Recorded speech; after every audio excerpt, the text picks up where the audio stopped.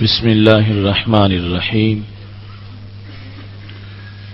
رب اشرح لی صدری ویسر لی امری واحلل عقدۃ من لسانی یفقہوا قولی لک الحمد یا اللہ خلقتنا وہدیتنا وانقذتنا من النار الصلاة والسلام علیک یا رسول اللہ لقد بلغت الرسالہ وأدیت الامانہ ونصحت الامہ ومحوت الظلمہ وارشدتنا الى السنة والجماعة صلی اللہ علیک وعلی آلک واصحابک اجمعین اما بعد فاعوذ باللہ من الشیطان الرجیم بسم اللہ الرحمن الرحیم ولو انہم اذ ظلموا انفسہم جاؤوک فاستغفروا اللہ واستغفر لهم الرسول لوجدوا اللہ توابا رحیما صدق اللہ العظیم وصدق رسولہ النبی الکریم الامین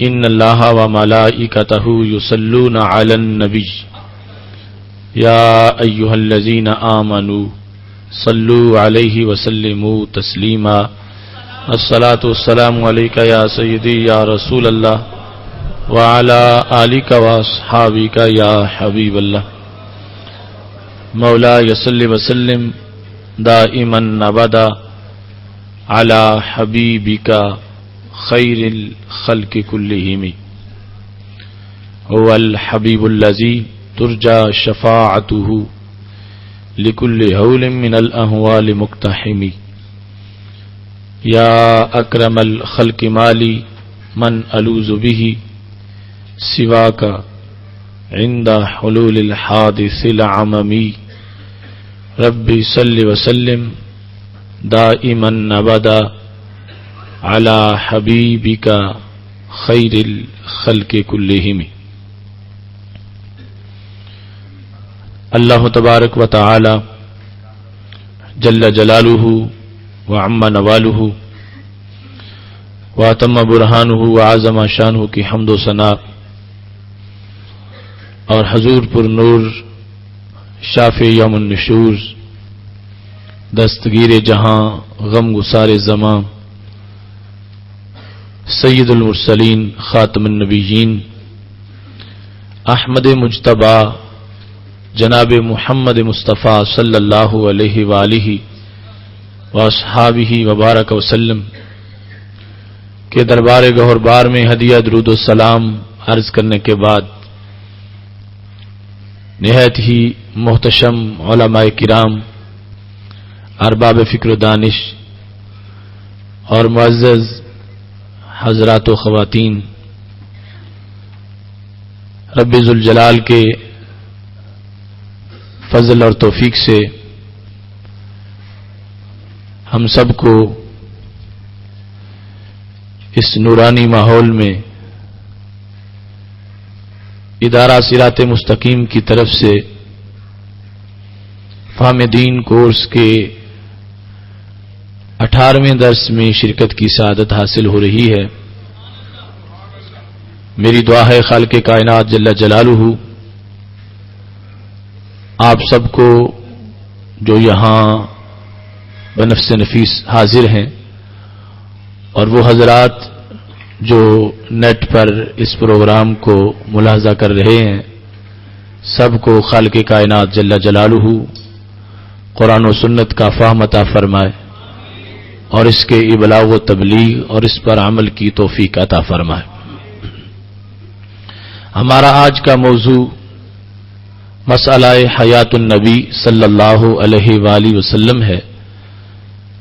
ہمارا عقیدہ ہے کہ ہمارے محبوب اور تمام کائنات کے تاجدار تمام رسل علیہم السلام کے قائد حضرت محمد مصطفیٰ صلی اللہ علیہ وآلہ وسلم اپنی حیات برزخی حصی حقیقی دنیاوی کے ساتھ روضہ پاک میں زندہ ہیں. اس میں کوئی شک نہیں کہ وعدہ الہی کے مطابق آپ پر موت کا لمحہ طاری ہوا، لیکن وہ موت ہمیشہ کے لیے برقرار نہ رہ سکی اور دوسرے ہی لمحہ میں آپ کی روح مبارک کو آپ کے بدن میں لوٹا دیا گیا اور رسول اکرم نور مجسم شفیع معظم صلی اللہ علیہ وآلہ وسلم اس حیات کی بدولت روضہ پاک میں زندہ ہیں اور اللہ کے دی ہوئے علم کی وجہ سے اپنی امت کے احوال پر مطلع بھی ہیں.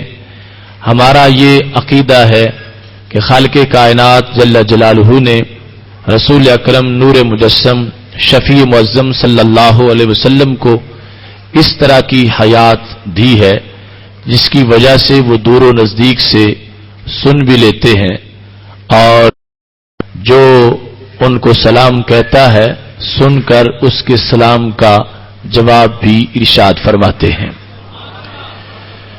یہ ہمارے ہاں ہرگز تصور نہیں کہ کوئی شخص رسول اکرم صلی اللہ علیہ وسلم کے لیے اس ایک لمحے موت کا انکار کرتا ہو.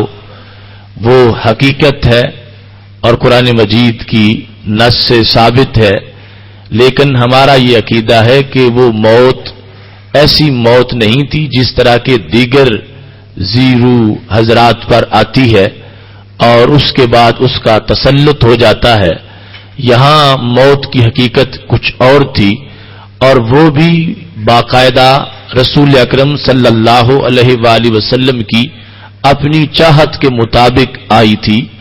خالق کائنات جل جلالہ نے آپ کو باقاعدہ اختیار دیا تھا اور اس اختیار کے مل جانے کے بعد پھر بھی آپ نے اللہ کے پاس جانے کو پسند فرمایا تھا، جبکہ دوسرے لوگوں کا معاملہ اس سے بالکل برعکس ہے.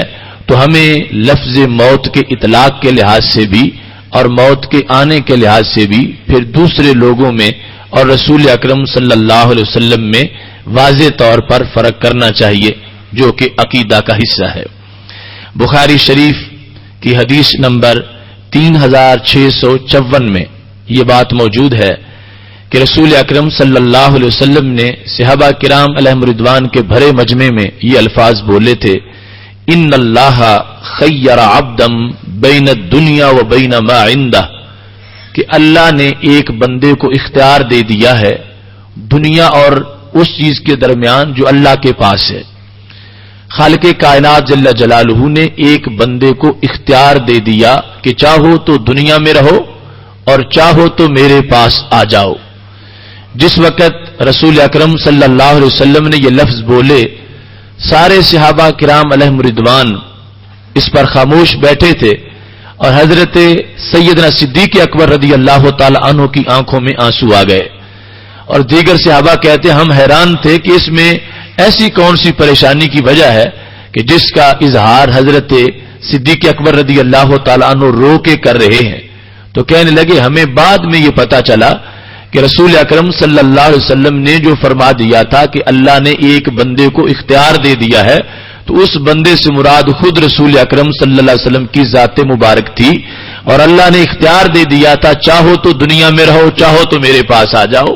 تو اس اختیار پر خالق کائنات جل جلالہ کے دیے ہوئے اختیار پر رسول اکرم صلی اللہ علیہ وسلم نے اپنی چاہت سے اللہ کے پاس جانے کو پسند فرما لیا. دیگر لوگوں کا خیال ادھر نہیں جا رہا تھا لیکن جو مزاج شناس نبوت تھے حضرت صدیق اکبر رضی اللہ تعالیٰ عنہ فوراً ان کی سوچ پہنچ گئی کہ یہ مسئلہ کیا ہو رہا ہے اور رسول اکرم صلی اللہ علیہ وسلم اپنے وصال کی خبر دے رہے ہیں. اس حدیث شریف سے جو بخاری شریف میں واضح طور پر پتا چلا کہ دوسرے لوگوں کو جو دوسری ذوات کو موت آتی ہے تو فرشتہ آتا ہے اور آ کے روح قبض کر لیتا ہے اور چلا جاتا ہے، نہ کوئی کسی سے پوچھتا ہے نہ کوئی مشورہ کرتا ہے.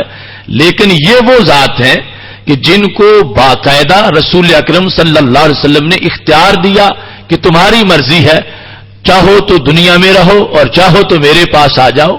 تو رسول اکرم صلی اللہ علیہ وسلم نے اللہ کے دیے ہوئے اختیار پر خود اپنی مرضی کے ساتھ اس بات کا چناؤ کر لیا کہ میں نے کار نبوت مکمل کر دیا ہے, پیچھے میرے صحابہ کام چلائیں گے اور آگے یہ سلسلہ ہمیشہ امت کی علماء برحق آگے یہ کام کرتے رہیں گے, اور میں اپنے رب کے پاس جانے کو پسند کر رہا ہوں.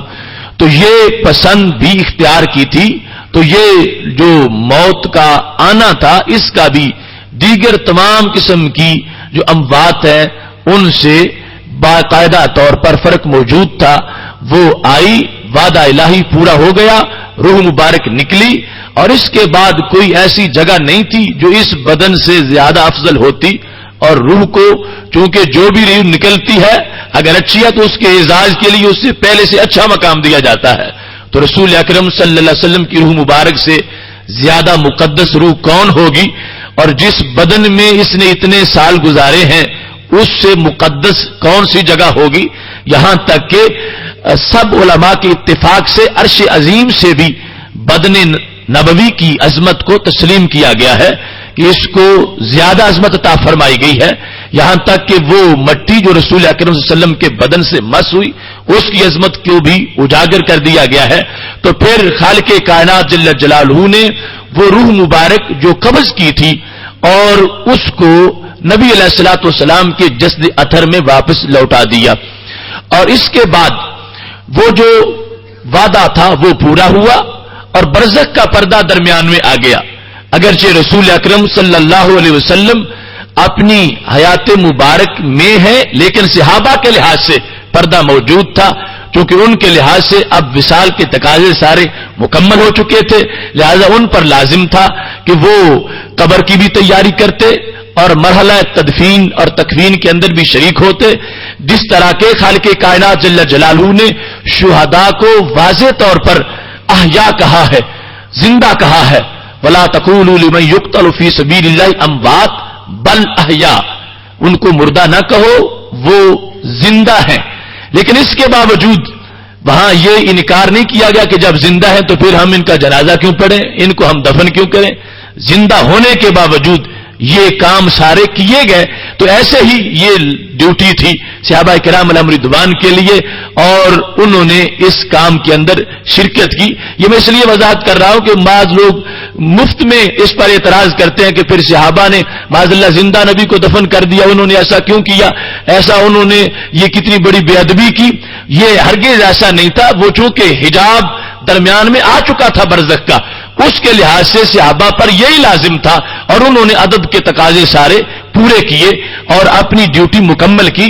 لیکن رسول اکرم نور مجسم شفیع معظم صلی اللہ علیہ وسلم کی حیات مبارک ایک لمحہ کے بعد ہی آپ کی روح کو بدن میں واپس لوٹا دیا گیا تھا. اور حیات شہداء سے کہیں زیادہ عظمت خالق کائنات جل جلالہ نے اس حیات کو عطا فرمائی ہے کہ جس کا شریعت مطہرہ میں قرآن و سنت کے اندر تفصیل کے ساتھ جو فوقیت ہے آپ صلی اللہ علیہ وسلم کی حیات کی شہداء کی حیات پر اس کو بھی بیان کر دیا گیا ہے. اب اس مختصر سی تمہید کے بعد یہ بات اب ذہن میں رکھیں کہ ہم میں سے کوئی شخص ایسا نہیں ہے کہ جو رسول اکرم صلی اللہ علیہ وسلم پر موت کے ایک لمحہ کے آنے کا انکار کرتا ہو. یقیناً حی قیوم صرف ایک ذات ہے اور حی لا یموت صرف ایک ذات ہے, وہ اللہ کی ذات ہے. اور یہ وہ ہے کہ جن کو اللہ نے پیدا کیا اور موت کا جو لمحہ تھا اپنے اختیار سے انہوں نے پسند کیا, وہ آئی, اس کے بعد برقرار نہیں رہ سکی اور خالق کائنات جل جلالہ نے روح کو واپس لوٹا دیا ہے اور اب زندہ ہے. اور یہ وہ زندہ ہے جو حی یموت ہے, حج بھی ہے اور موت کا ذائقہ چکھا بھی ہے. لیکن اللہ وہ ہے جو حی لا یموت ہے, نہ اس پر موت آ سکتی ہے نہ آئی ہے اور نہ ہی کبھی آئے گی, وہ ہمیشہ سے ہے اور وہ ہمیشہ رہے گا. خالق کائنات جل جلالہ کا قرآن مجید برہان رشید میں فرمان ہے, سورہ نساء کی آیت نمبر 64 ہے.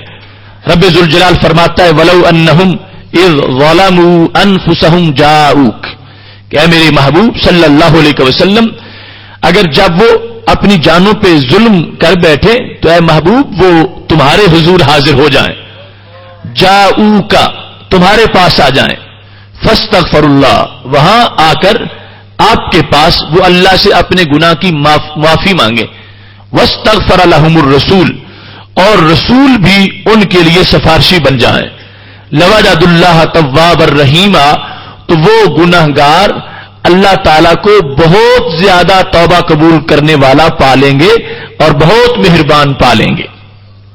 خالق کائنات جل جلالہ کا یہ قرآن اور یہ فرمان رسول اکرم صلی اللہ علیہ وسلم کی اس حیثیت کو واضح کر رہا ہے کہ اللہ کی رحمت اگرچہ ہر جگہ ہے، لیکن جب جاؤ کا کے تقاضے پورے ہوں گے تو پھر لوجد اللہ پھر لوگ اللہ کو پالیں گے۔ اگرچہ ہر جگہ پکارنے سے وہ سن لیتا ہے، لیکن فرمایا جب ان کو ایسی مشکل آ گئی، کسی گناہ میں مبتلا ہو گئے، اب معافی چاہتے ہیں تو انہیں آپ کے پاس آنا ہوگا۔ آپ کے پاس جب آئیں گے تو اس کی بنیاد پر وہ معافی مانگیں گے اور آپ ان کی سفارش کر دیں گے، اور اس سفارش میں کوئی اللہ تعالیٰ کی طرف سے پابندی نہیں لگائی گئی کہ آپ نے فلاں امتی کی تو کرنی ہے، فلاں کی نہیں کرنی۔ یہ بھی کچھ لوگوں کو غلط فہمی ہے کہ سفارش بالاذن کا مطلب یہ ہے کہ جو نام اللہ نے لیا اسی کی سفارش کرنی ہے، باقی کی نہیں کرنی۔ اذن کا مطلب یہ ہے کہ اللہ نے اذن عام دے دیا کہ جس کی بھی چاہتے ہو اس کے دل میں ذرہ بھر ایمان ہے، آپ اس کی سفارش فرما سکتے ہیں۔ تو رسول اکرم صلی اللہ علیہ وسلم جب سفارش کرتے ہیں تو خالق کائنات فرماتا ہے میں اس کو قبول کر لیتا ہوں، اور جو گناہگار دعا کے لیے پہنچا ہے اس کی دعا کو قبول کرتا ہوا اس کے لیے توبہ کا دروازہ کھول دیتا ہوں۔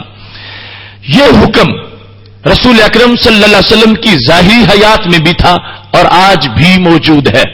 اس وقت اگر کسی سے ایسا ہو جاتا تھا وہ پہنچتا، نبی اکرم صلی اللہ علیہ وسلم اس کے دکھ کا درمان فرما دیتے، اور بعد میں آج بھی اگر کسی کے پاس ایسے اسباب ہیں کہ وہاں چلا جائے تو چلا جائے، اور اگر ایسا نہیں تو رسول اکرم نور مجسم شفیع معظم صلی اللہ علیہ وسلم کے دربار کے ساتھ امتی کا ایسا تعلق ہے، یہ جہاں بیٹھا ہوا ان پہ صلاۃ و سلام پڑتا ہے وہ اس پورے ماحول کو اپنے زیر توجہ کر لیتے ہیں، اور یہ جس وقت اپنی درخواست کو پیش کرتا ہے وہ خالق کائنات جل جلالہ کی دی ہوئی حیات کے ساتھ اللہ سے اس کے لیے سفارش فرما دیتے ہیں، اور خالق کائنات جل جلالہ اس بندے کے گناہوں کو معاف فرما دیتا ہے۔ اس سلسلہ میں دیگر حوالہ جات تو بھی عرض کرتا ہوں، تفسیر ابن کثیر اس کی جلد نمبر 1 صفحہ نمبر 532 پر یہ حقیقت موجود ہے، اور بالخصوص اس لیے اس کا حوالہ دے رہا ہوں کہ منکرین حیات اس شخص کو اپنا امام بھی تسلیم کرتے ہیں کہ امام عتبی ابن کثیر نے یہ روایت کیا کہ امام عتبی کہتے ہیں کنت جالسا عند قبر النبی صلی اللہ علیہ وسلم، کہ رسول اکرم صلی اللہ علیہ وسلم کے وصال کے صدیوں بعد میں روضہ پاک پر بیٹھا ہوا تھا، جاء اعرابی ایک دیہاتی آ گیا، ایک بدو آیا، فقال السلام علیک یا رسول اللہ، اس نے آ کے رسول اکرم صلی اللہ علیہ وسلم کو سلام کہا، جو کہ پوری امت کا مزاج تھا اور ہے کہ وہ ایسا نہیں کہ معاذ اللہ مٹی میں مل گئے ہوں، جو آتا ہے بولتا ہے اس کی سنتے ہیں اور سن کے جواب بھی دیتے ہیں، مدد بھی فرماتے ہیں۔ جب اس شخص نے السلام علیکہ یا رسول اللہ کہا، اب امام عتبی بیٹھے سن رہے ہیں، تو اس شخص نے دیہاتی تھا، سادہ تھا، لیکن انداز اس کا بڑا عجیب تھا اور مبنی بر حقیقت تھا، کہنے لگا سمعت اللہ یقول ولو انہم اذ ظلموا انفسہم جاؤک فاستغفر اللہ واستغفر لهم الرسول لوجد اللہ توابا الرحیما، میں نے اللہ کا یہ کلام سنا کہ جانوں پہ ظلم کر بیٹھو تو ان کے پاس آ جاؤ اور وہاں آ کر اپنی بات بیان کر دو، وہاں اللہ سے معافی مانگو، یہ سفارش کریں گے تمہارا کام بن جائے گا۔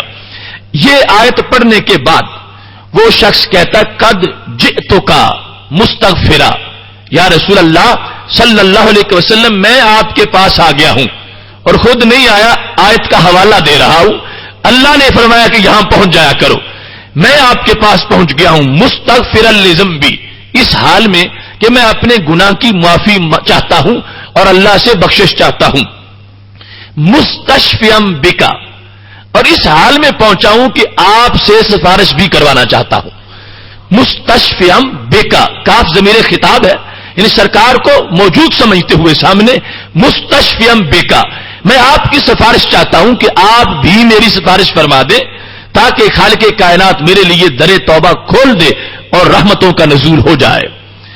یہ کہنے کے بعد اس نے بڑی محبت سے یہ اشعار پڑھے جو آج بھی روضہ پاک کے جو ستون ہیں جالی مبارک کی طرف وہاں پہ لکھے ہوئے ہیں۔ اگرچہ ظالموں نے بہت کچھ مٹا دیا لیکن یہ ابھی تک اشعار باقی ہیں جو اس وقت عتبی سن رہے تھے اور وہ دیہاتی مومن پڑھ رہا تھا۔ کہتا یا خیر من دفنت بالقاء اعظمه فطاب من طيبهن القاء والاكم نفس الفداء لقبر انت ساكنه فيه العفاف وفيه الجود والكرم۔ کہنے لگا یا رسول اللہ صلی اللہ علیہ وسلم، جتنے لوگ بھی اس زمین میں دفن ہوئے آپ ان سب کے سردار ہیں اور سب سے بہتر ہیں۔ اس زمین کو کہتے ہیں جو پہاڑوں سے تھوڑی سی ہٹ کر ہو اور وادی کے اندر آئی ہوئی ہو اور اونچی پہاڑی نہ ہو، تو آپ اس زمین کے اندر آرام فرما ہے۔ آپ کا بدن مبارک فطاب من طیبہن القاء والاکم، آپ کے بدن کی خوشبو سے آپ کے اعضاء، اعظم اصل ہڈیاں ہیں، اعضاء مبارک، آپ کے اعضاء کی خوشبو سے یہ زمین بھی خوشبودار ہو گئی ہے اور جو دور دور تک پہاڑیاں اور ٹیلے ہیں سب سے خوشبو آ رہی ہے۔ اس کے بعد کہنے لگا، اور یہاں بھی انداز جو ہے یا خیر من، یہ بھی لوگوں کو جو لفظ یا پر اعتراض ہوتا ہے کہ بعد از وصال یہ نہیں بولنا چاہیے، پہلے بھی یا رسول اللہ کہا اور پھر یا خیر من دفنت، جتنے بھی تدفین میں یہاں مرحلے میں پہنچے اس زمین پر دفن ہوئے ان سب میں سے آپ بہتر، میں آپ کو خطاب کر رہا ہوں۔ اور فرمانے لگے نفس الفداء لقبر انت ساکنہ، میری جان اس قبر پہ فدا ہو جائے جس میں آپ موجود ہیں۔ آپ کی ذات تو ذات رہی میرے محبوب صلی اللہ علیہ وسلم، نفس الفداء لقبر انت ساکنہ، کتنا ادب ہے کہ جس قبر میں آپ محو آرام ہیں، جس جگہ آپ آرام فرما رہے ہیں، میری جان بھی اس جگہ پہ فدا ہو جائے۔ فیہ العفاف وفیہ الجود والکرم، یہ قبر جس میں آپ تشریف فرما ہے اس میں پاک دامنی ہے، اس میں کائنات کا جود آرام فرما ہے اور اس کے اندر کائنات کا کرم موجزن ہے۔ رسول اکرم صلی اللہ علیہ وسلم کے بدن کو جود، کرم اور عفاف کے ساتھ تعبیر کر رہا ہے کہ یہ عام نہیں کہ جس طرح کوئی مردہ کسی قبر کے اندر پڑا ہو، یہ قبر تو کائنات میں سب سے بڑا مرکز برکت ہے اور مرکز عطا ہے۔ فیہ العفاف وفیہ الجود والکرم، زمانے بھر کے کہیں بھی اتنا نہیں ملتا جتنا یہاں سے ملتا ہے۔ فیہ الجود، یہاں پر جود و سخا ہے اور یہاں پر عفاف اور تقدس ہے، والکرم، اور اس جگہ پہ خالق کائنات جل جلالہ کے کرم کے مناظر نظر آ رہے ہیں جس قبر کے اندر اے میرے محبوب صلی اللہ علیہ وسلم آپ تشریف فرما ہے۔ امام عتبی کہتے ہیں وہ دیہاتی یہ شعر پڑھ کے رخصت ہو گیا، میں وہاں بیٹھا تھا، کہتے ہیں اسی دوران غلبتنی عینیا، مجھ پر نیند کا غلبہ ہو گیا، میری آنکھیں فوراً بند ہو گئیں۔ میں جب نیند میں پہنچتا ہوں رأیت النبی صلی اللہ علیہ وسلم، تو میں نے رسول اکرم صلی اللہ علیہ وسلم کو دیکھ لیا۔ وہاں بیٹھے بیٹھے ابھی وہ دیہاتی گیا ہی تھا کہ اس کی برکت کی وجہ سے میرا بھی کام بن گیا۔ میں نے فوراً جو مجھ پر نیند طاری ہو گئی تو میں نے دیکھا کہ رسول اکرم صلی اللہ علیہ وسلم تشریف فرما ہے اور کہنے لگے، فرمانے لگے یا عتبی الحق الاعرابیہ، وہ جو میرا امتی ابھی یہاں سے مجھ کو کہہ کے درخواست پیش کر کے گیا ہے، جاؤ اس کے پیچھے جاؤ، اس کو جا کر بشر ہو، یہ خوشخبری سنا دو، ان اللہ قد غفر لہ، اللہ نے اس کے گناہوں کو معاف فرما دیا ہے۔ اب رسول اکرم نور مجسم شفیع معظم صلی اللہ علیہ وسلم کے وصال کے صدیوں بعد ایمان ہو تو ایسا ہو، اور ایمان جب ایسا ہے تو کام بھی ایسا ہی بن جاتا ہے۔ وہ سادہ سا انسان آ کے جھگڑ پڑا. اللہ نے فرمایا تھا کہ لو انہم ظلموا انفسہم جاؤک. اب میں آ گیا ہوں تو میں اسی عقیدے سے آیا ہوں کہ آپ میری سفارش کریں گے. اب میں بول رہا ہوں, میری سن لو اور میری سفارش کر دو. اور کیا خوبصورت انداز میں یہ اشعار اس نے پڑھے جو آج بھی امت کے تسلسل میں ہمارا یہ عقیدہ ہے. اور جس وقت یہ بات ہوئی ہے زیادہ دیر نہیں لگی, وہ فارغ ہوئے ہیں. اب کام تھا کہ محبوب علیہ الصلوۃ والسلام سنتے, سمجھتے, پھر اللہ کے دربار میں سفارش کرتے, پھر اللہ معاف کرتا اور پھر اس امتی کا کام بن جاتا. چند لمحوں میں یہ سارے مراحل پورے ہو گئے ہیں. محبوب علیہ السلام نے سن بھی لیا ہے, سمجھ بھی لیا ہے, اس کا مقصد کیا ہے یہ جان بھی لیا ہے, اور اللہ سے رابطہ بھی کر لیا ہے, اور اللہ سے بخشوا بھی لیا ہے, اور پھر یہ خوشخبری سنوا بھی دی ہے کہ جاؤ اس کو کہہ دو کہ صرف یہ نہ سمجھنا کہ ابھی تمہاری درخواست پیش ہوئی ہے, اس درخواست پر جو اللہ نے جواب دیا ہے میں اس کی بھی خبر دے رہا ہوں کہ میں نے درخواست کر دی ہے اور میرے رب نے تمہارے گناہوں کو معاف فرما دیا ہے. رسول اکرم نور مجسم شفیع معظم صلی اللہ علیہ وسلم کی یہ ظاہری یہ حیات جو بعد از وصال ہے, یہ ہمارے نزدیک حسی ہے, حقیقی ہے اور دنیاوی ہے, اور یہ شہداء کی حیات سے کہیں بالاتر ہے. شہداء کو ایسی حیات نہیں ملتی جس طرح کی حیات خالق کائنات جل جلالہ نے رسول اکرم صلی اللہ علیہ وآلہ وسلم کو عطا فرمائی ہے. اور یہ واضح ہے کہ جب شہداء کو آپ کے صدقے ملی ہے تو ان کی حیات کی حیثیت اور ہے, اور ہمارے محبوب علیہ الصلوۃ والسلام کی حیات کی حیثیت جو ہے وہ بالکل اس سے مختلف ہے. اس واسطے حضرت شیخ عبدالحق محدث دہلوی رحمۃ اللہ علیہ نے اس وقت یہ لکھا جب تک یہ جو اختلاف کی ہوا چلی, بعد میں اس کا کوئی وجود نہیں تھا. حضرت شیخ عبدالحق محدث دہلوی رحمۃ اللہ علیہ نے اس وقت اپنی کتاب صفر السعادہ کے اندر اس بات کو تحریر کر دیا. صفر السعادہ صفحہ نمبر 172 پر کہتے ہیں حیات انبیاء علیہ السلام کہ بحیات حسی دنیاوی موصوف ان. حسی کا مطلب یہ ہے کہ یوں نہیں کہ حیات ہے اور ان کے بدن کو پتہ ہی نہیں کہ میں زندہ ہوں یا میں مردہ ہوں. حیات حسی ہے جو انہیں خود محسوس ہوتی ہے, اور کوئی کشف والا ہو تو اسے بھی محسوس ہو جاتی ہے, اور بعض لوگوں کو خود محسوس کروا دیتے ہیں. حیات حسی ہے, اور باقی کیا ہے دنیاوی ہے. دنیاوی کا مطلب کیا ہے کہ جو دنیا میں حیات پر آثار مرتب ہوتے ہیں وہ سرکار کی حیات پر اور انبیاء کرام علیہ السلام کی حیات پر قبر میں بھی مرتب ہوتے ہیں.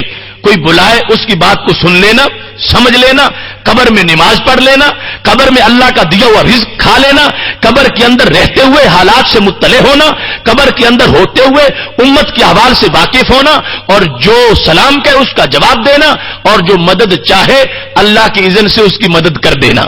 یہ مطلب ہے اس حیات کا حسی اور دنیاوی کا. کہتے ہیں موصوف ان بالا تر از حیات شہداء.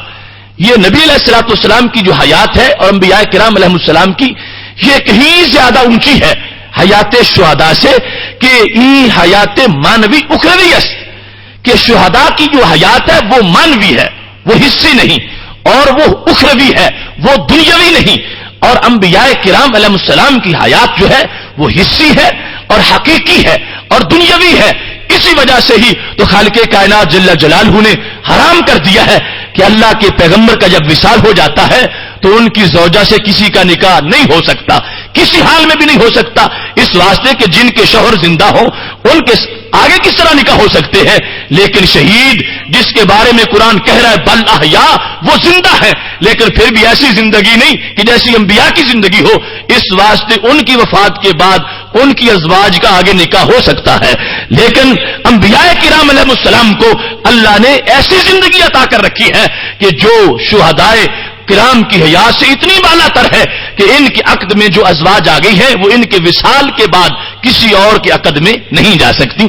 تو کتنی سوچنے کی بات ہے کہ قرآن نے جن کو بل احیا کہا ان کی حیات بندے تسلیم کر لیں, اور جن کے صدقے میں ان کو حیات ملی ہے ان کی حیات کا انکار کر دیں. حیات شہداء ایک طے شدہ حقیقت ہے, تو حیات انبیاء اس سے بڑی حقیقت ہے, اور اتنی بڑی حقیقت ہے کہ حضرت شیخ عبدالحق محدث دہلوی رحمۃ اللہ علیہ نے اس وقت یہ لکھا درین مسئلہ ایچ کس را از علماء امت خلاف نیس. حیات انبیاء کرام علیہ السلام کے بارے میں پوری امت میں سے ایک عالم دین کا بھی اختلاف نہیں ہے. 10ویں صدی ہجری کے اندر انہوں نے اس بات کا اعلان کیا. حضرت شیخ عبدالحق محدث دہلوی رحمۃ اللہ علیہ 10ویں صدی ہجری کے بعد کیا ہو. یہ بعد کی پیداوار ہے جو کچھ لوگوں نے اپنے اختلافات بنائے اور اس قطعی عقیدے کے خلاف بھی بولنا شروع کر دیا. رسول اکرم نور مجسم شفیع معظم صلی اللہ علیہ وسلم کی حیات مبارکہ امت کا اتفاقی مسئلہ رہا ہے اور اللہ کے فضل سے آج بھی امت اس عقیدے کی لطافت محسوس کرتی ہے. اس واسطے بچے بچے سے پوچھ لو لا الہ الا اللہ محمد رسول اللہ کا مطلب کیا ہے, تو کوئی بھی ایسا نہیں ہے کوئی یہ کہے گا کہ اللہ کے سوا کوئی معبود نہیں اور حضرت محمد صلی اللہ علیہ وسلم اللہ کے رسول تھے. نہیں, بچہ بچہ بولے گا کہ اللہ کے رسول ہیں. تو جب ان کی رسالت کے ڈنکے بج رہے ہیں تو ان کی حیات کے بھی ڈنکے بج رہے ہیں. محتشم صاحب حضرات, اس سلسلہ میں خود رسول اکرم صلی اللہ علیہ وسلم نے اتنی تشریحات فرما دی ہیں کہ اب مزید کسی کو کوئی گنجائش ہی باقی نہیں رہی اور شک کا کوئی امکان ہی باقی نہیں رہا. ابو داؤد شریف کے اندر سنن ابی داؤد کی حدیث نمبر 1047 ہے. باب فضل یوم الجمعہ و لیلۃ الجمعہ.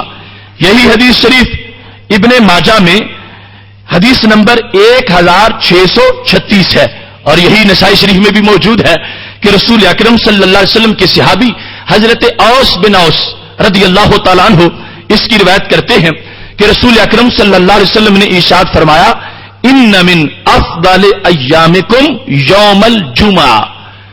میری امت تمہارے افضل دنوں میں سے ایک افضل دن جمعے کا دن ہے. اور بھی افضل ہے لیکن ان میں سے ایک افضل دن جو ہے وہ جمعے کا دن ہے. اس دن کی افضلیت کی تاریخ کیا ہے؟ فرمایا فیہ خلق آدم.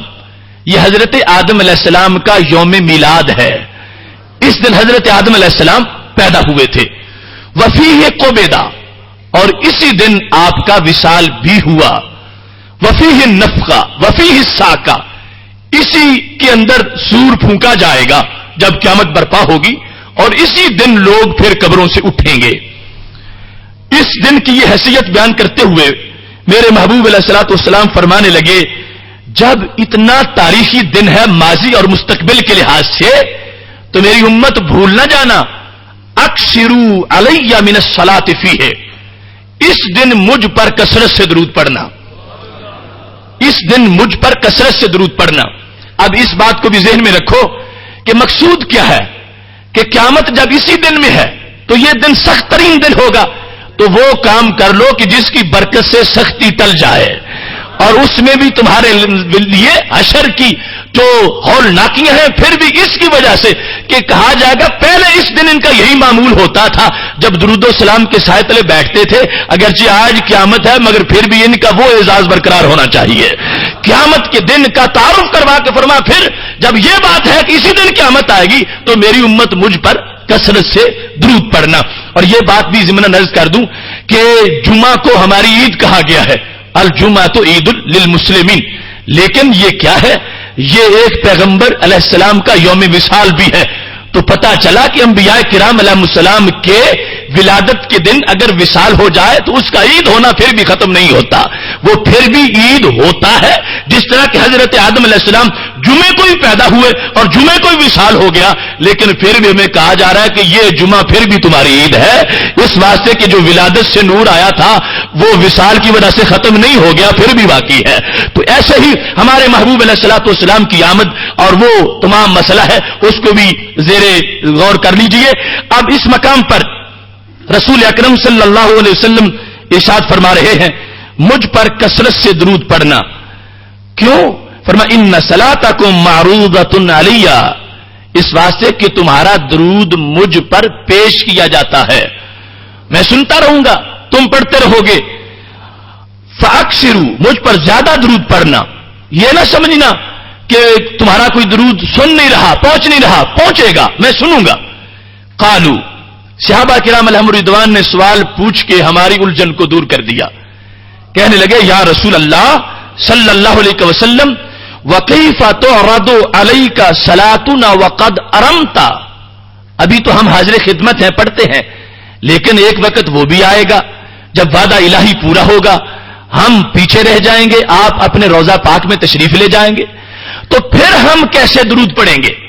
آپ تو سامنے بیٹھ کے پڑھتے ہیں اور آپ سنتے ہو، تو آپ حکم تو ساری امت کو قیامت تک دے رہے ہو، تو جب وصال ہو جائے گا، موت آ جائے گی، وقت ارم تک لغوی معنی جب آپ بوسیدہ ہو جائیں گے تو پھر کیا ہوگا؟ تو پھر کس کو درود ہم سنائیں گے؟ کون درود سنے گا؟ کس کو درود پڑھے اور کس عقیدہ سے ہم درود پڑھیں گے؟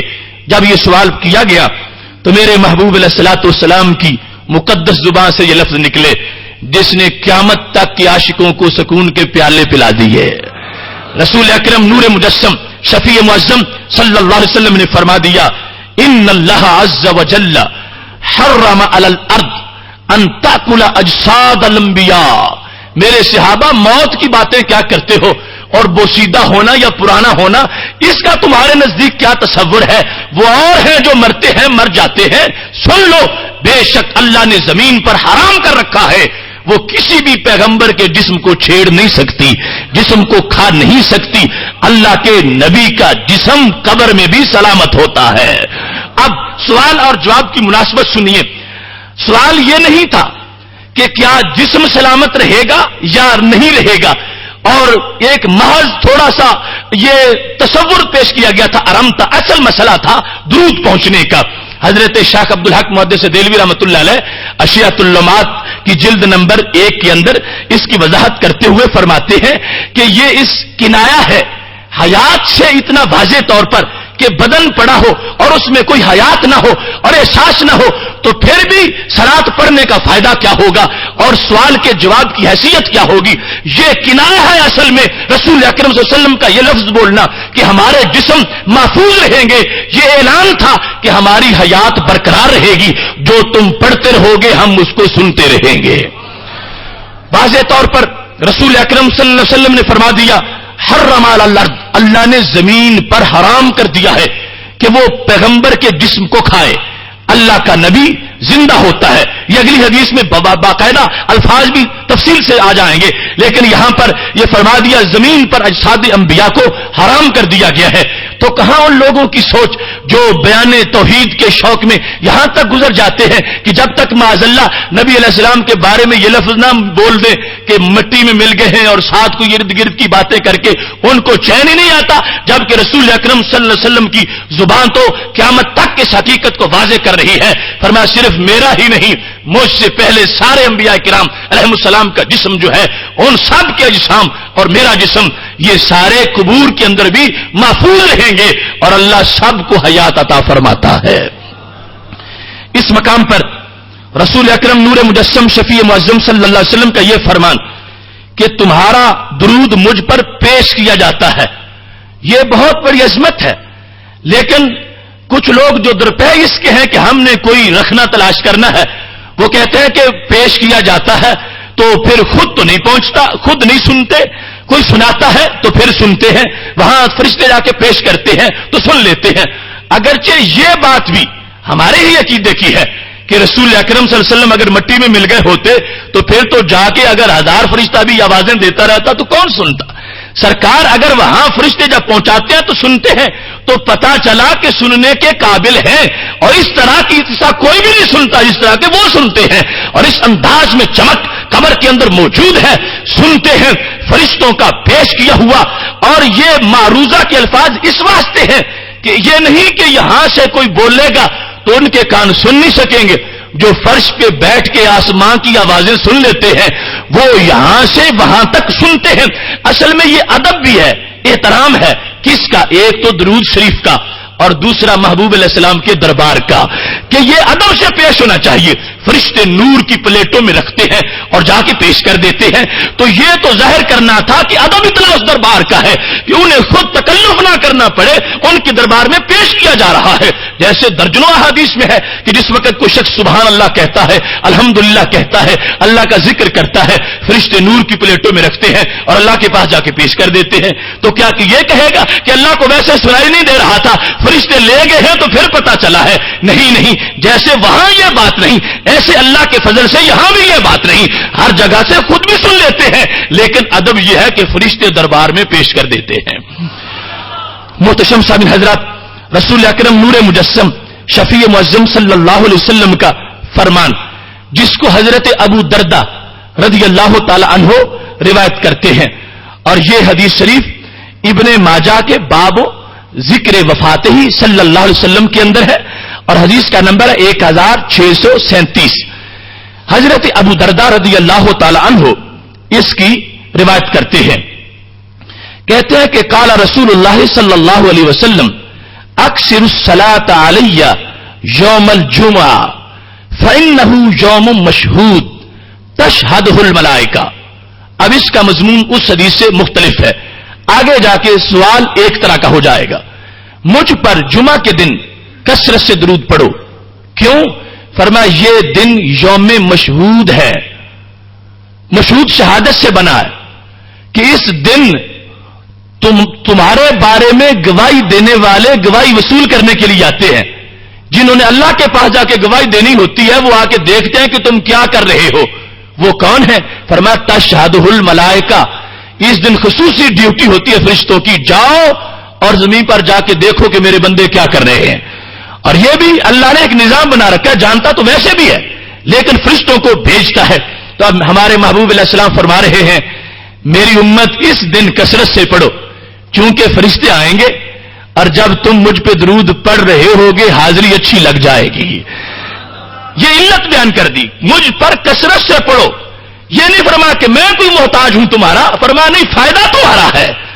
اکثر الصلاۃ علی یوم الجمعہ، اکثریت سے کثرت سے مجھ پر درود پڑھو، کیوں؟ انہ یوم مشہود، یہ یوم مشہود ہے۔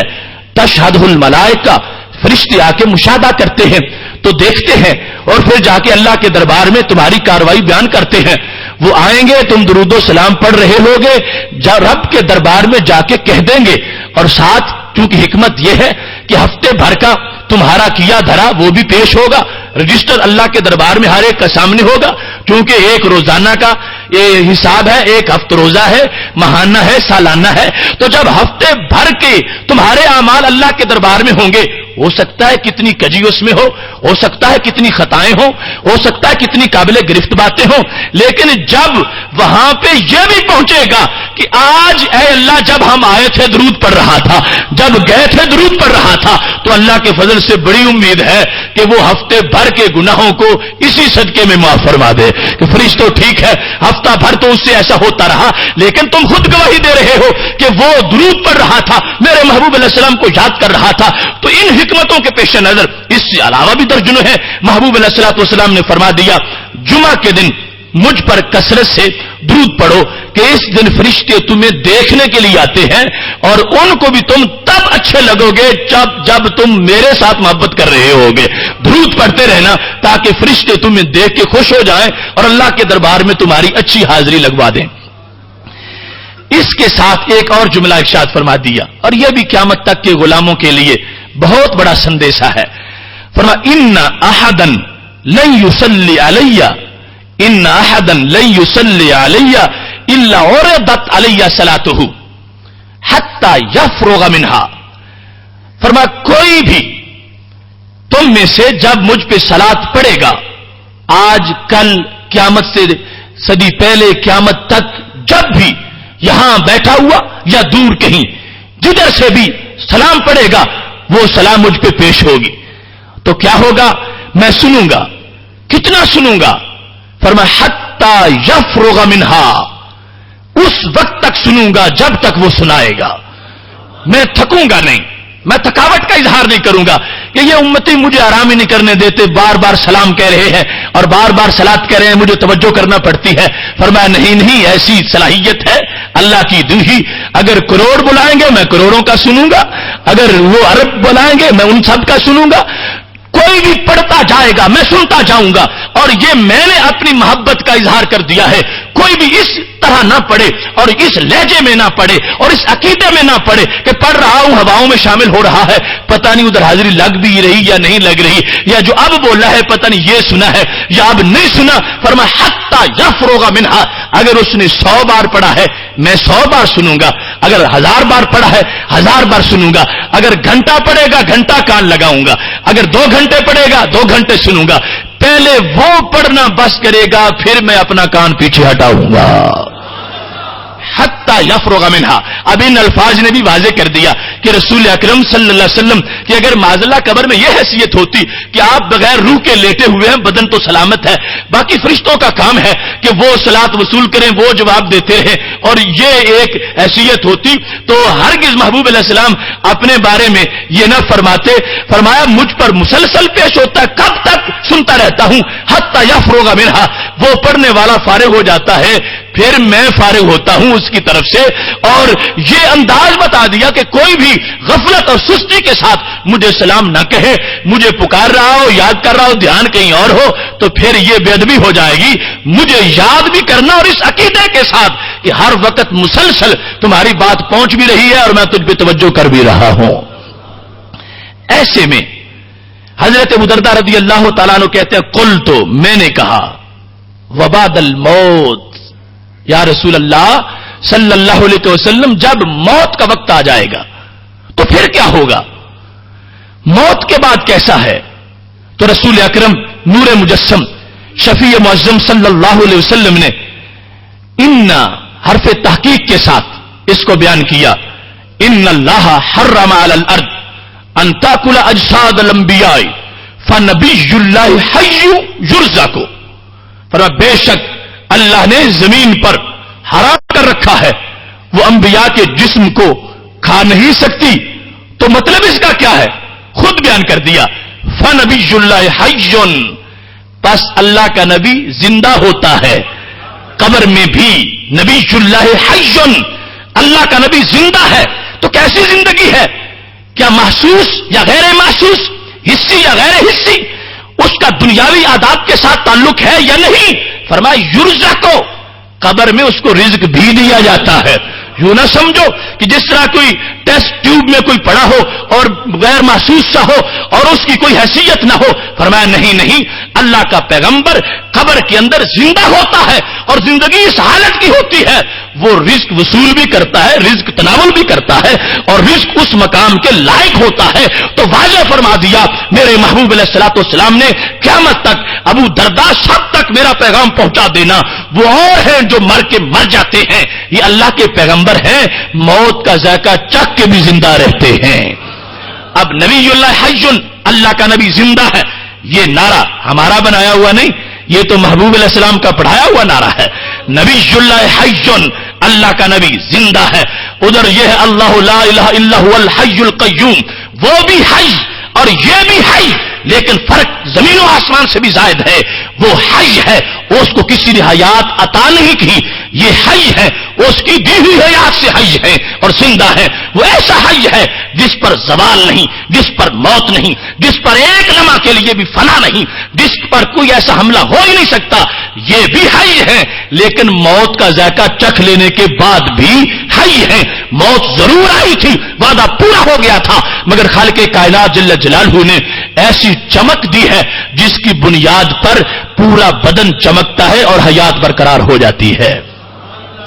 اب دیکھیے قرآن مجید تو یہ بھی اعلان کرتا ہے کہ جو نیک کام کرے فَلَنُحْيِيَنَّهُ حَيَاةً طَيِّبَةً, ہم اس کو پاک زندگی دیں گے محض نیکی کی بنیاد پر. اور وہ سینہ جس میں نبوت موجود ہو وہ مٹی میں مل جائے, یہ کیسے ہو سکتا ہے؟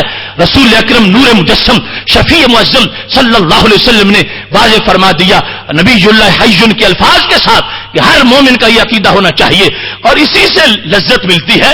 مجھے یہ بڑا افسوس ہے اس معاملے پر کہ وہ کوئی امتی ہو کیسے سکتا ہے اور اس کو ایمان کی چاشنی کیسے مل سکتی ہے جو اپنے نبی کو معاذ اللہ مٹی میں ملا ہوا سمجھتا ہو اور ان کے بارے میں لفظ مردہ بولتا ہو, اس طرح کی باتیں کرتا ہو.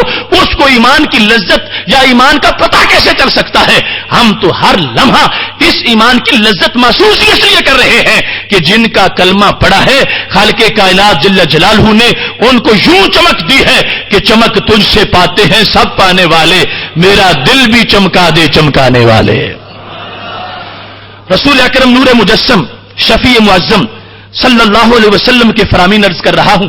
حضرت ابو ہریرہ رضی اللہ تعالیٰ عنہ روایت کرتے ہیں ابو داؤد شریف میں بھی یا بہقی نے دعوات کبیر میں بھی اس کو روایت کیا ہے. یہ مشکات کی کے صفحہ نمبر 86 پر بھی یہ حدیث موجود ہے. رسول اکرم نور مجسم شفیع معظم صلی اللہ علیہ وسلم ارشاد فرماتے ہیں ما من احد یسلم علی الا رد اللہ علی روحی حتی ارد علیہ السلام. فرمایا جو بھی مجھے سلام کہتا ہے یا کہے گا اللہ مجھ پر میری روح کو لوٹا دے گا. کیونکہ اس وقت تو ویسے سوال ہی نہیں تھا, بات تھی ساری بات کے معاملے کی کہ وصال ہو جائے گا تو کیا ہوگا. تو میرے محبوب علیہ السلام نے یہ لفظ بول دیے ما من احد, اور یہ عربی گرامر کے لحاظ سے اس کا مطلب یہ ہے جو بھی ہو, یعنی آج پڑھے یا 10 صدیاں بعد پڑھے, چھوٹا پڑھے یا بڑا پڑھے, عربی پڑھے یا اجمی پڑھے, اردو میں پڑھے یا انگلش میں پڑھے, عربی میں پڑھے یا پشتو میں پڑھے, جو بھی مجھے سلام کہے, جس طرح بھی سلام کہے, جس وقت بھی سلام کہے, جس جگہ سے بھی سلام کہے, جو بھی مجھے سلام کہے گا رد اللہ علیہ روحی, مجھ میں میری روح موجود ہوگی حتی ارد علیہ السلام, یہاں تک کہ سن کے خود جواب ارشاد فرماؤں گا. اب اس مقام پر رسول اکرم صلی اللہ علیہ وسلم کا یہ فرمان رد اللہ علیہ روحی, اللہ مجھ پر میری روح لوٹائے گا, یہ الفاظ بڑے قابل غور ہیں. اس سے یہ مطلب نہیں ہے کہ روح پہلے بدن سے نکل چکی ہوگی, جب قبر پر کوئی سلام کہے گا تو روح واپس آ جائے گی. اس سے تو بہت تکلیف لازم آئے گی, اس واسطے کہ وہاں کوئی سال میں 1-2 تو سلام نہیں جاتے, وہاں روزانہ لاکھوں فرشی بھی سلام پہنچاتے ہیں, کروڑوں عرشی بھی سلام پہنچاتے ہیں. تو اگر ہر سلام کے وقت روح آئے اور پھر نکل جائے, پھر آئے اور پھر نکل جائے, یہ تو ایک تکلیف کا معاملہ بن جائے گا. اور حالانکہ سلام کا مطلب تو راحتوں کی دعا ہے, تو خالق کائنات جل جلالہ نے یہ بندوبست کر رکھا ہے. رد روح کا مطلب یہ ہے کہ پہلے اللہ کے جمال میں یوں مستغرق ہے کہ وہ توجہات اللہ کے دربار کی طرف زیادہ ہے, لیکن جو ہی امتیوں کا سلام پہنچتا ہے ادھر سے توجہ اللہ کے حکم کے مطابق ان پر بھی فرما دیتے ہیں کہ یہ تمہارے غلام ہیں, اگرچہ تمہیں دیکھ نہیں سکے اب دور سے قریب سے پڑھ رہے ہیں, ان پر توجہ کر دو. تو یہ رد روح کا مطلب ہے کہ فرمایا مجھ پر میری روح کو لوٹا دیا جائے گا کہ میں ادھر سے عالم ملکوت سے جو استغراق ہوتا ہے اس مشاہدے سے نکل کر ادھر بھی توجہ کروں گا, اور جو مجھے سلام کہے گا اس کے سلام کے لیے میں کسی اپنے سیکرٹری سے جواب نہیں دلواؤں گا. میرے غلاموں سہارا رکھو اور خوش ہو جاؤ, تم مجھے کہتے ہو سلامت رہو, میں تجھے کہتا ہوں سلامت رہو, میں خود جواب دوں گا, خود جواب دوں گا. کتنی لذت ہے اس میں, کتنا سہارا ہے غمزدوں کے لیے, اور قیامت تک کے لیے یہ کتنا بڑا ہمارے لیے حصار ہے کہ انسان جہاں کہیں غموں کی دھوپ میں جھلسنے لگے فوراً اس دربار میں سلام کہے.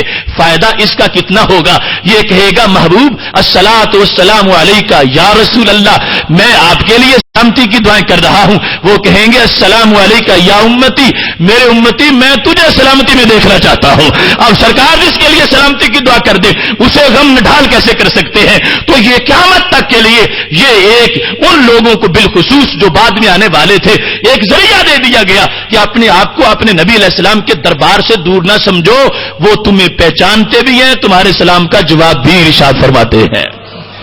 اور جواب دینا یہ پہلے سننے کو مستلزم ہے, اگر سنائی نہ دے تو کوئی جواب کیسے دے, یہ نہیں ہو سکتا. اقتداء النص سے ماننا پڑے گا اس مقام پر کہ پہلے سنتے ہیں پھر جواب دیتے ہیں, اور پھر جب بیک وقت کروڑوں کے پہنچ رہے ہیں تو ان کے ہاں اللہ کی دی ہوئی توفیق سے اتنا وسیع مطالعہ ہے کہ ہر لمحہ کے اندر جو جو بولتا ہے اس کو جانتے ہیں اور اس کو اس طرح کا جواب دیتے ہیں جس طرح وہ سلام کرتا ہے.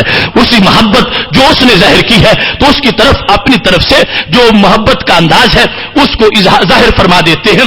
تو یہ رد روح کا مطلب ہوا. حضرت شیخ عبدالحق مدثر دہلوی رحمۃ اللہ علیہ نے اشیاۃ اللمات کے اندر اس کو بیان کیا ہے. رد روح کے اس پورے معنی پر بحث کرتے ہوئے انہوں نے اشیاۃ اللمات کی جلد نمبر 1 صفحہ نمبر 407 پر تفسیر سے اس کو بیان کیا کہ رسول اکرم صلی اللہ علیہ وسلم اپنی ظاہری حیات کے اندر بھی جس وقت وحی نازل ہوتی تھی تو صحابہ سے گفتگو نہیں کرتے تھے, ادھر سے توجہ پھیر لیتے تھے, نگاہیں ہٹا لیتے تھے, آنکھیں بند کر لیتے تھے جب وحی کے گزرنے وقت نزول کا جو گھنٹہ تھا، آدھا گھنٹہ تھا، 5 منٹ وہ گزر جاتا، پھر صحابہ کی طرف دیکھنا شروع فرما دیتے اور فرماتے اب مجھ پر میری روح کو لوٹا دیا گیا ہے۔ تو کیا جب وحی نازل ہو رہی تھی تو روح بدن سے نکل گئی تھی؟ نہیں، روح بدن میں موجود تھی، لیکن توجہ ساری روح کے خالق کی طرف تھی اور اب مخلوق کی طرف کر دی ہے۔ تو ایسے ہی قبر شریف میں موجود ہے، جس وقت یہ غلاموں کا سلام پہنچتا ہے اللہ کی توفیق سے اس کی اذن کے مطابق اپنے غلاموں پر توجہ جو فرماتے ہیں، اس کو رد روح سے تعبیر کیا گیا ہے۔ اب یہاں سے جو نقطہ اخذ ہوا وہ کتنا حسین نقطہ ہے۔